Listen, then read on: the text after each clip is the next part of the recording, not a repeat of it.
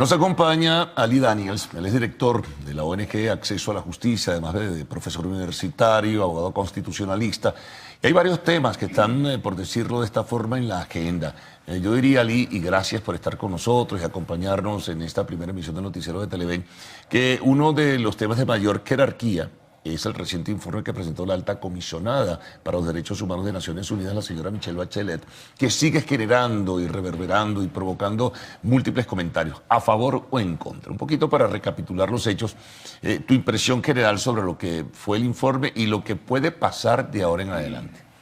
Sí, bueno, Carlos, agradezco mucho tu invitación y efectivamente este informe es un informe histórico, es un informe que demuestra para mí lo más importante de este informe es que la gravedad de lo que pasa en Venezuela trasciende las fronteras ideológicas. Es decir, ya no importa si tú eres de derecha o izquierda, lo que pasa aquí es tan grave, las violaciones son de tal magnitud que una persona con valores mínimos, con valores morales, tiene que denunciarlo. Y para mí eso es lo más trascendente, porque se está pensando mucho en las lealtades ideológicas y ya no es momento de lealtades ideológicas, es un momento de denunciar que en Venezuela existen patrones de violaciones sistemáticas de derechos humanos que van más allá de un incidente aislado.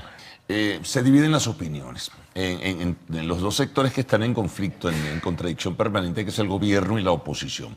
En la oposición hay quienes ponderan y destacan pues, el informe, así como lo haces tú en este caso como abogado, pero hay unos radicales que están en contra y dicen que esto no suma más, sino simplemente la denuncia, y algunos que plantean, bueno, de aquí a la Corte Penal Internacional, que es bueno hablar de cuál es el mecanismo. Sí. De parte del gobierno, al principio estaba bajo expectativa. Cuando se conoce el informe el viernes de la semana pasada, bueno, explota la ira del gobierno y se refleja en palabras del canciller y del propio Maduro, ¿no? En este sentido dicen que está lleno de mentiras y falsedades.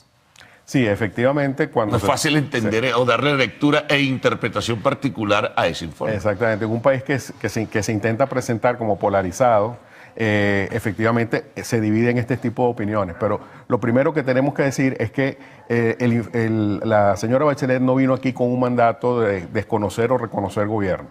Su mandato es el mandato de protección de los derechos humanos. Ella vino aquí porque el Consejo de Derechos Humanos de Naciones Unidas le pidió que hiciera un informe sobre el país. Entonces, ese informe lo tiene que hacer sobre derechos humanos, no sobre un gobierno legítimo o un gobierno no legítimo.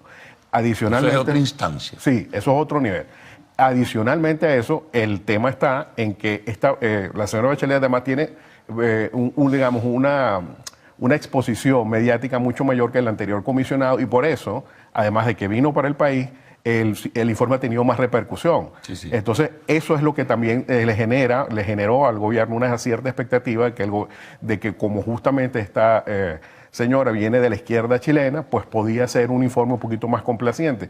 Pero por eso empecé como te señalé, es decir, estamos a un nivel tal de violaciones de derechos humanos que si la persona tiene unos valores mínimos, tú tienes que llegar a la misma conclusión que llegó, por ejemplo, Ban Ki-moon, que en el año 2016, en agosto del año 2016, ya dijo que había una crisis humanitaria.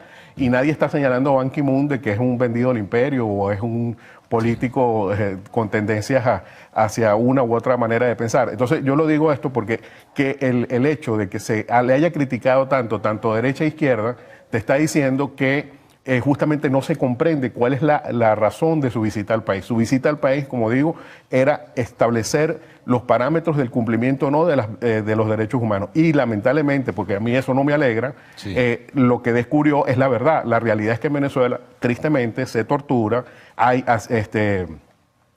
ejecuciones extrajudiciales y los organismos de represión del Estado se comportan de una manera contraria al Estado de Derecho y además existe una situación humanitaria que también es inocultable. Entonces, ella no está diciendo nada que cualquiera que viva en este país no vive y no reconozca diariamente. Ahora, eso repercute porque no solamente a lo nacional en el debate político, Ali, sino también en lo internacional ha habido pronunciamientos de gobiernos, incluso de presidentes como el de Colombia y de otro país de América. Creo que Piñera también en este sentido se pronunció, de sí, Chile y otros factores internacionales decía que están pidiendo, bueno, que este informe vaya a la Corte Penal Internacional. ¿Cuál sería el mecanismo para que vaya a la Corte Penal Internacional? ¿Y qué significa que tú entregues en la Corte Penal Internacional el informe sobre derechos humanos sobre Venezuela? Sí, bueno, efectivamente hay que distinguir que en el derecho penal internacional es una rama diferente al derecho de los derechos humanos, porque el derecho de los derechos humanos lo que busca es la responsabilidad del Estado, no de personas. Y aquí, en el caso de la Corte Penal, lo que busca es la responsabilidad individual. De hecho, hoy justamente tenemos la noticia de que un dirigente político de Congo ha sido condenado por la Corte Penal Internacional. Y con esto quiero decir es que justamente los hechos se tienen que circunscribir a la responsabilidad de un individuo, una persona con nombre y apellido. Y en ese sentido, el informe sirve no para establecer esas responsabilidades individuales, sino para establecer las políticas de Estado. O sea, cuando tú dices que en Venezuela hay tortura, que en Venezuela hay ejecuciones extrajudiciales y hay un número que es significativamente, un número significativamente muy grande, sí. Tú estás diciendo, aquí hay un patrón. Y eso es el aporte del informe de la Bachelet para la Corte Penal Internacional. El señalamiento de que existen patrones de ejecuciones extrajudiciales, de tortura, de detenciones arbitrarias, etcétera, etcétera. Entonces, ese patrón es el aporte a la Corte Penal. ¿Quién tiene que llevarlo? Y perdón, Ali. Sí. O sea, ¿es la alta comisionada o es la iniciativa de un grupo de países o de un grupo de gobierno? Bueno, el informe, el anterior comisionado hizo 2 informes. El segundo, por ejemplo, se remitió como anexo a la remisión del caso que hicieron esos 6 países a la Corte Penal. Okay. De manera que no necesariamente tiene que ser la propia alta comisionada, sino que puede ser cualquier otro organismo internacional o un Estado el que remita ese informe. Es lo más probable que vaya a ocurrir. Es lo más probable que ocurra. Ahora, si por ejemplo los presidentes, digamos, que mencioné, Iván Duque de Colombia o Sebastián Piñera o cualquier otro presidente de la América Latina, Brasil, se me ocurre mencionar, por ejemplo, llevan el informe. Ellos pueden tomar para sí, presentar o agregar o colocar como un anexo este nuevo informe de la alta comisionada. También puede ocurrir como pasó, por ejemplo, con la OEA, que el secretario general remitió un informe y él lo puede junto con otra información adicional que le haya recabado, remitir el informe como organización internacional a la Corte Penal.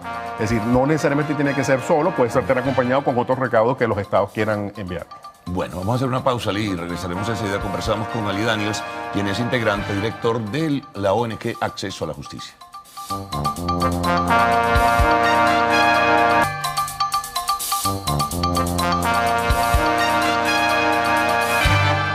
Bueno, continuamos conversando con Ali Daniels, director de Acceso a la Justicia, organización no gubernamental, para concluir el tema de lo que puede pasar con el informe al margen de que puede llevarse a la Corte Penal Internacional. ¿Queda simple para el archivo o puede servir para que se tomen otras iniciativas de parte de gobiernos del mundo? Sí, tenemos que entender que la situación venezolana, la comunidad internacional no la ha constatado un día para otro. Eso han tardado años, han sido denuncias constantes. Por eso es que el que me dice a mí, no, es que esto se va a engavetar y tal, es que no sabe el trabajo que hay detrás de eso. Estamos hablando de años de trabajo, de denuncias por parte de la sociedad civil que está diciendo en Venezuela está ocurriendo graves violaciones. Hay un reconocimiento implícito a las ONG venezolanas que fueron las que realizaron el trabajo de acopio y refugio de toda la información. Es así, entonces son años de trabajo, años de denuncia que se están recogiendo ahí y decir que el foco internacional está ahorita puesto en Venezuela es gracias justamente a esas denuncias. Entonces, el informe no es una pérdida de tiempo y menos con la exposición, como digo, que ha tenido, porque el anterior comisionado hizo 2 informes que no tuvieron ni la mitad de la exposición que este ha tenido, precisamente porque la señora Bachelet, a diferencia de muchos personajes del gobierno, puede decir, yo sé lo que es la tortura, yo sé lo que es la persecución política. Al padre de la señora Bachelet se lo mataron en una sesión de tortura, ella fue torturada, su mamá también, y tiene la moral para decir, yo puedo acusar a un Estado de que está violando y está torturando. En consecuencia, digamos, ese peso moral, el gobierno no puede con él porque sabe que está hablando desde la autoridad de una persona que ha padecido las violaciones a los derechos humanos.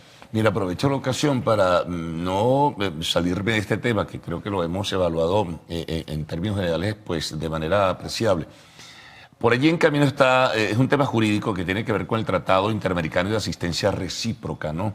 Que aprobará seguramente la Asamblea Nacional a propósito de un anuncio que hizo el presidente de la Asamblea, el presidente del Poder Legislativo, Juan Guaidó. ¿Qué significa el TIAR? Más allá de lo que algunos están generando como nivel de expectativa que pueda servir tal vez para una intervención militar, lo que se interpreta de ello es que un acuerdo o tratado netamente defensivo, pero como te comentaba en el interín, yo creo que es más simbólico que otra cosa. Sí, bueno, de hecho es un tratado antiquísimo que data de la década de los 40, que la única hasta ahora... Segunda Guerra Mundial. Sí, que hasta ahora la única consecuencia práctica es una cosa muy curiosa. La única consecuencia práctica que ha tenido el TIAR fue que le sirvió a José Figueres en Costa Rica para eliminar el ejército. Entonces, del resto... Interesante ese dato. Sí, del resto no ha habido ninguna aplicación, efectivamente, como tú me comentabas en el intermedio. Las Malvinas, durante la Guerra de las Malvinas, el gobierno argentino lo invocó y no fue aceptado. De manera que, digamos, decir de una buena vez que porque el TIAR vaya a ratificar por parte de la Asamblea Nacional, eso inmediatamente va a suponer la conformación de una estructura armada para actuar en Venezuela. Hasta ahora no es más que una especulación, porque incluso el propio tratado dice que deben agotarse las vías diplomáticas antes de tomar cualquier acción. De manera que el propio tratado te está diciendo, tienes que agotar las vías diplomáticas y en las negociaciones antes de hablar de cualquier otro tema. No, y además es un proceso que lleva etapas. Bueno, lo aprueba la Asamblea Nacional, aprueba la reinserción, porque Venezuela estaba, no sé si el gobierno de Chávez, fue el gobierno de Chávez, se retiró del TIAR, 2007, 2012, no recuerdo bien. 2007, por ahí. 2007. Ok, lo apruebas en la Asamblea Nacional. Eso va a la Organización de Estados Americanos, que le daría el visto bueno a la reinserción o reingreso de Venezuela. Y luego vendría un trabajo de discusión de que, bueno, propongo, suponte el delegado venezolano, enviado especial de Guaidó, propongo que discutamos la aplicación del TIAR para Venezuela. Y se genera un debate interminable que no se sabe si puede... Claro, porque eso tiene además unas implicaciones prácticas que los países tienen que aportar. Entonces no se trata nada más de decir así, yo apoyo el TIAR y ya. No, es que tú tienes que aportar, tienes que involucrar. Y eso tiene unas consecuencias que no todos los países están dispuestos a cargar, ni siquiera Brasil, que es el más grande de todos. Ahora, ¿por qué entonces se hace ese ruido mediático alrededor del TIAR, esa reverberancia de opinión pública? Sí, bueno, porque justamente... La aplicación no es nada que... Yo creo que es una manera de apaciguar. Está la radical, que también la tenemos, que dice que hay que tomar acciones radicales, hay que tomar acciones fuertes. Entonces, yo creo que para apaciguarlos un poco le estamos diciendo, bueno, vamos a hacer este camino, pero mientras tanto también manejamos las negociaciones. Entonces, yo veo que es como un juego con varios tableros, entonces se están manejando, digamos, las fichas de una manera diversa en cada tablero, a los efectos de tratar de apaciguar, digamos, los dos extremos que hay en todas partes en este país, lamentablemente. Bueno, regreso al tema de derechos humanos nuevamente. Informe Bachelet, en discusiones, pero hay nuevas denuncias de que se siguen violando derechos humanos en el país, que hay nuevos detenidos políticos, etcétera. O sea que la situación no ha concluido. Sí, y además porque se puede hacer como rutinario, ¿no? O cotidiano. Eso es lo más peligroso. No podemos normalizar las violaciones a los derechos humanos.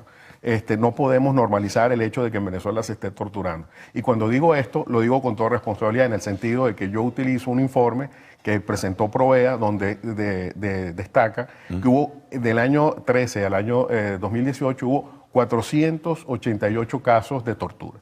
488 casos de tortura no ocurren ni por accidente, ni porque un funcionario se excedió, ni nada. Y doy un dato adicional. De esos 488 casos de tortura, 100 corresponden al año 2018. Es una política de Estado, pudiera pensarse. Por lo que estamos señalando, porque no se trata de una situación individual, sino que se trata de una situación que es generalizada y sistemática. Y lo sistemático hace que el Estado sea responsable, ¿no? Ahora, ¿cómo manejar esa situación? No, claro, está en el caso que ya le mencionaste del capitán Acosta Arévalo, el nivel de imputación que desarrolla la Fiscalía. Ya sabemos el tema del homicidio preterintencional. Eso descarga de peso y de penalización a los supuestos responsables. Sí, pongamos un ejemplo. El Gonzalo Gimio de Foro Penal ha dicho que lo máximo por estas imputaciones a los torturadores y asesinos del capitán Acosta Arévalo, lo más que le podrían acarrear son 9 años. Comparemos eso con el caso de los bomberos de Medellín, que hicieron un video satírico. Cuando se les presentó en la audiencia de presentación, se les aplicó la ley del odio. La ley del odio establece penas hasta 30 años. Es justo que por una persona torturada 9 años y por un video satírico se le aplican 30 años. Esa es la realidad de la justicia venezolana, que en realidad no es justicia. Bueno, gracias por toda la información, Ali. Muy amable por haber compartido con nuestros televidentes. Hacemos una pausa. Al regreso, arte y espectáculos en lo actual.